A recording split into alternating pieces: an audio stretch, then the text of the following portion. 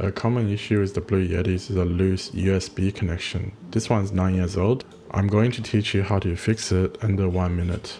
So taking it apart by pulling out the knobs, you need quite a bit of grip strength for this. So this is what it looks like. Be careful with the mute button as it's just a plastic stem. Then we need to take out these 3 screws down the bottom. Then we can remove the case and reveal the board. As you can see, there's a bit of jiggle in the USB port. So we need to tighten it. Use some needle nose pliers and squeeze a little bit. Connect the cable, then squeeze a little bit more.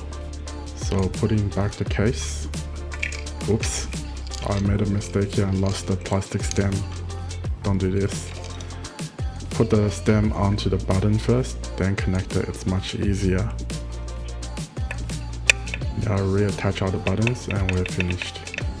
No more jiggle.